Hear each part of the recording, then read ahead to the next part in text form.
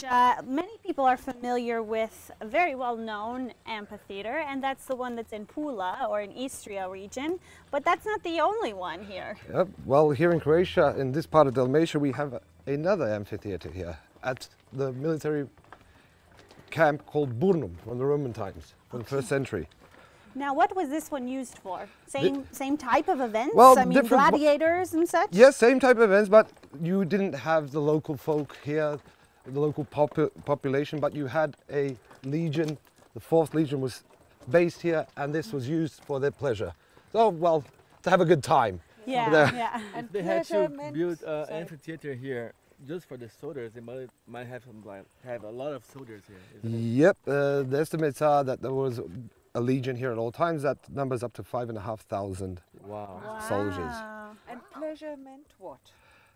You have to understand, Roman legions, a lot of discipline there in the Roman army. So pleasure, not in the way you think, but maybe gambling, playing different kinds of games, and having gladiator competitions, just for their fun.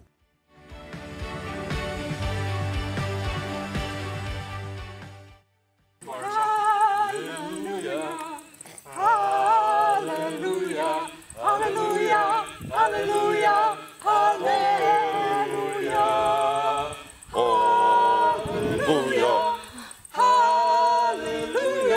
hallelujah, hallelujah. Bravo! Did you hear us from over there? Yes. Very good.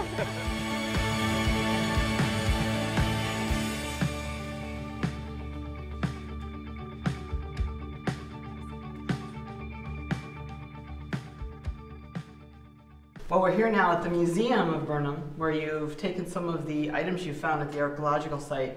What's the most fascinating or precious item you have? That would be definitely this one here, a Roman helmet made out of iron, as you can see. Wow. Found inside the arena. There was a drainage point there, and they found 88 fragments, and they put it back together. That's amazing. Well, that's hard work, piecing something like that together. Yeah. Now take a look at the head. Not pretty big, eh? Yeah. Romans were little guys. Yeah, they were. Wow, that's amazing. And other items? One of the greatest items that we have found in Burnum and around the amphitheater was an inscription where the Emperor Vespasian, who donated money to finish the amphitheater for the soldiers. And that inscription is very, very rare to see. And apparently when Vespasian, the emperor, took power into Rome, the 4th Legion were there, how can you say, they were the military backers for him. They helped him enter Rome, and when they moved back to Burnum, he finished a amphitheater for them, and we have an inscription written, not exactly here, but it's being restored slowly. Great. And we also noticed that when we walked in, we were able to see a diagram of what the arena or amphitheater really did look like. So you can see 6,000 people seated there, normal seats, all stone place. But we'll see, maybe in the future. It'll look like that again. With the help we of all hope so. The Museum of Drniš, maybe we'll restore it to its original.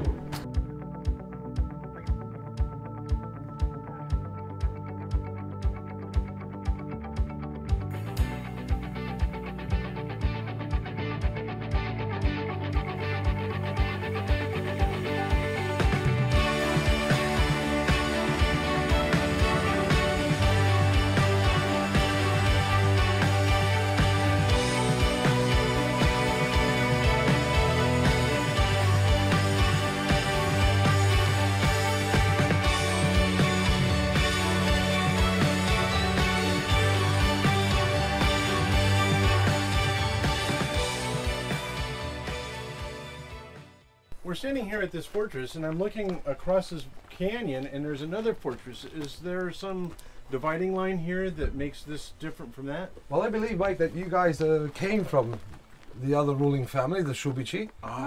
They were a noble family, and now we're on the right side of the river Krka, and we're in Nelipic territory now, the family Nelipic.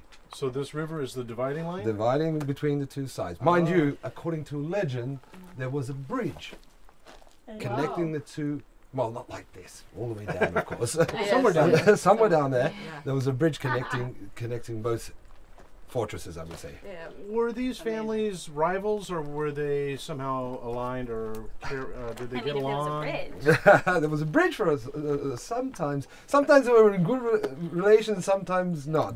It's all dependent. Whose daughter married who and so on like that. But then the intention of these towers was to keep watch on the river and see who was sailing, or No, what? just strategically. It was a good place to be. You kept your territory here. The bridge, you had the vicinity of Burnum very close by. Just strategically, they placed their fortresses in these areas, and very hard to attack, of course. Don't think that the enemy were the Šubic. There were always somebody causing a row around here, so you had to protect yourself very well. And this was strategically built next to the river. Again, water. Yeah. Water, one of the greatest resources. Okay. What does this date back to? This is this one and that one. They both date back to the 14th century, somewhere around about the 1350s. Okay. And have you guys been doing some restoration here, just like Again, with Joško and the museum, they're doing a wonderful job conserving, restoring the fortress, and they have recently conserved this, I would say, baking oven. Yeah. That's what it looks like. Right. I think it's also important to mention too that we are currently standing inside the national park, correct? Yes. All of these fortresses are situated, whereas we are later on in the week going to see the waterfalls and other parts that the national park is known for, but these fortresses are key monuments. I mentioned that the other day, actually, that this national park differs from other national parks in Croatia. We like to say this river is the cradle of Croatian history. From Šibenik, you saw one of the rare cities that you find that was founded by Croats, with all these fortresses going all the way up to the source of the river. So I like to say the cradle of Croatian history, and beyond, of course. And you have evidence of that pretty much everywhere.